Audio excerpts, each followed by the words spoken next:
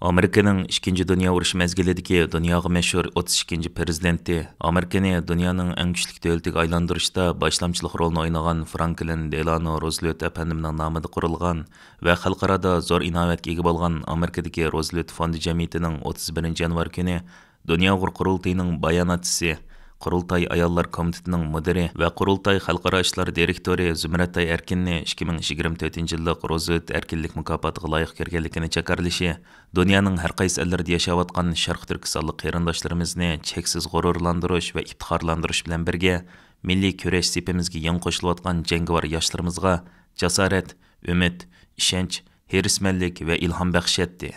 Bunun bilan Zumratay Erkin Dunyo qurultayining hozir qadar xalqaroliq erkinlik mukofotlariga muyassar bo'lgan 3-chi rahbar bo'lib qoldi. Dunyo qurultayining sobiq raisi Robiya Qodir xonim 2004-yili Xitoy turmusida yetayotgan mezgilida xalqaro Rafto erkinlik mukofotiga, 2015-yili Amerikada bo'lsa Lantos kishilik huquq mukofotiga, Qurultayning navbatdagi raisi Dolqin Ayso apandim Amerikaning sobiq prezidentlaridan Truman va Reaganlar tarafidan ta'sis qilingan va xalqarada zo'r inovatga ega bo'lgan kommunizm qurbonlari xotir fondining 2016-yillik erkinlik medaliga erishgan edi. Roosevelt fondi jamiyatining bildirishicha, Zumratay Erkin mukofotini 4-oyning 11-kuni Amerikaning 32 prezidenti Roosevelt apandimning ona yurti bo'lgan va Roosevelt fondi jamiyatining markazi joylashgan Gollandiyaning Zeeland rayonidagi Middelburg shahrida dunyoning har qaysi ellaridan keladigan yuqori darajalik arboblarning qatnashishida o'tkaziladigan ko'rkamlik marosimida topshirib oladi. Hozir qadar Roosevelt erkinlik mukofotiga erishganlar orasida Roosevelt vafot bo'lgan 1945-yildan keyin Amerikaning 33-chi prezidenti bo'lib saylangan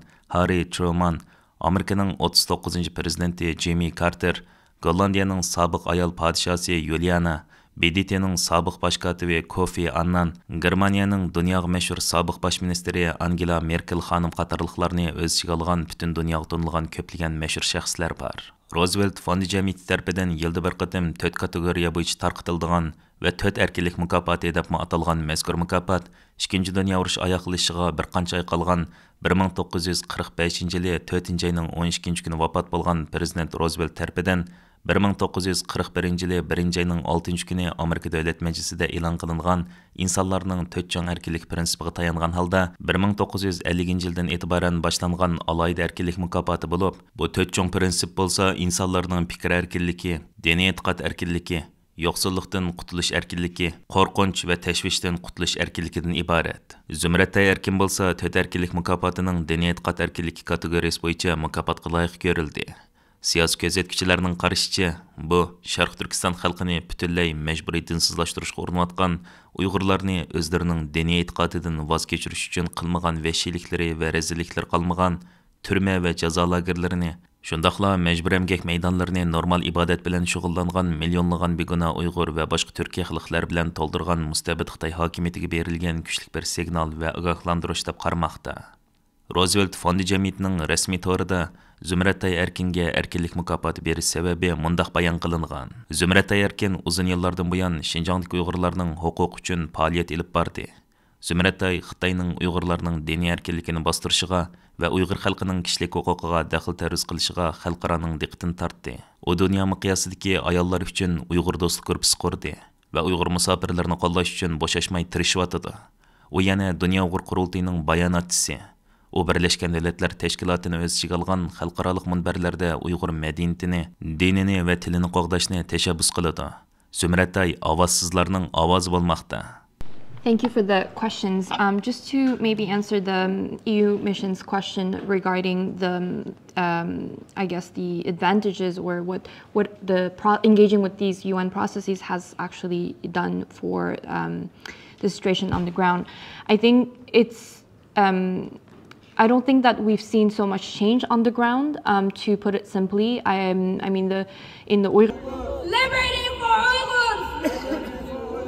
We want freedom! We want freedom! We want justice! We want justice! We want liberty! We want liberty!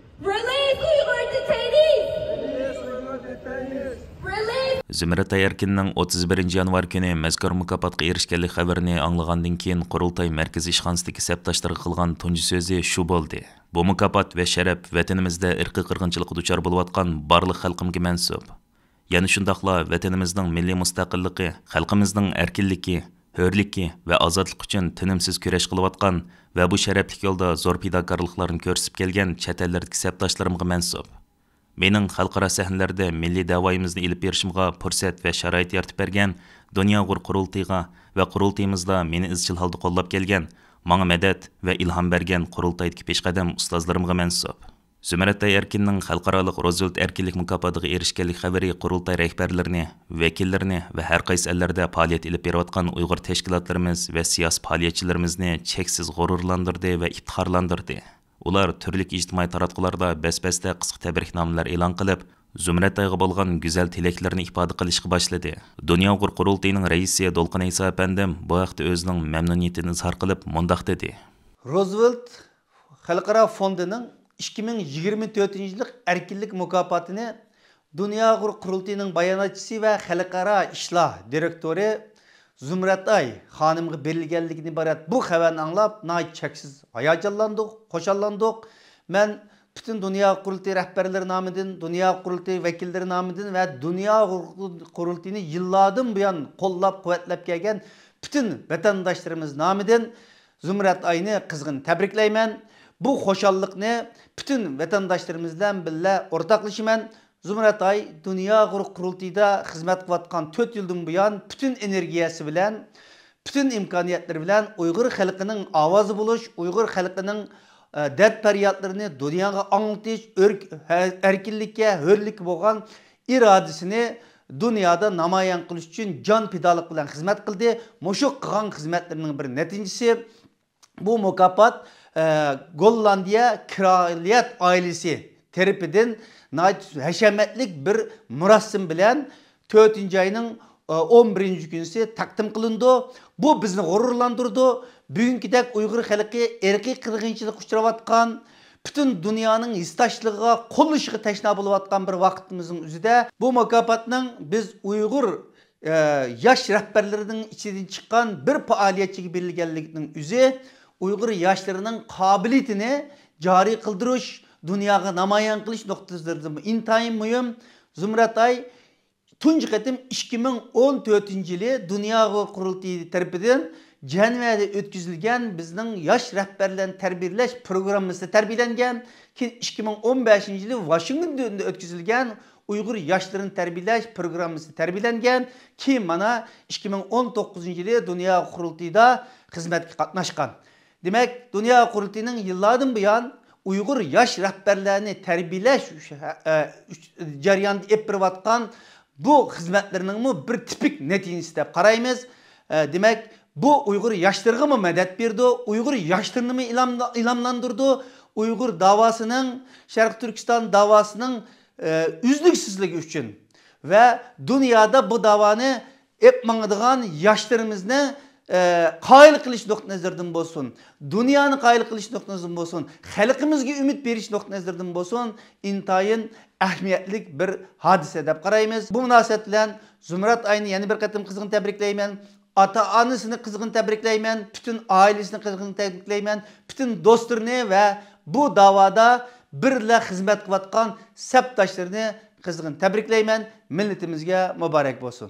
Dunyo qurultayining tashkiliy xizmatlarga mas'ul muavin raisi Farxat Yo'rinqash apandim bu vaqt qilgan tabrik so'zida biz Uyg'urlarda agar bir muvaffaqiyat qozonsa, oldi bilan shu shaxsning ota-onasiga rahmat aytadigan odatimiz bor.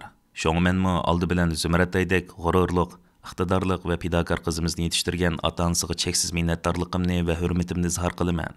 Alloh ulardan rozi bo'lsin. Yana shundaqla Zumratayni butun vujudi bilan izchil turda qo'llab kelgan Dolqin Isa boshchiligidagi qurultay rahbarlariga alohida rahmat aytaman. Amerikadagi Uyg'ur ziyolisi, Uyg'ur agentligining qurg'uvchisi Tayir Emin apandim bu vaqt e'lon qilgan tabriknomasida mundaq deb ko'rsatdi. Muborak bo'lsin. Bu oldi bilan cho'ng bo'lib yetilayotgan singillarimiz uchun yaxshi ulgi. Ikkinchidan, sizning xizmatingizning e'tirof qilinishi nurg'un Uyg'ur xonim qizlari, hemşerilerimizning tirishchanligiga berilgan ilhomdir.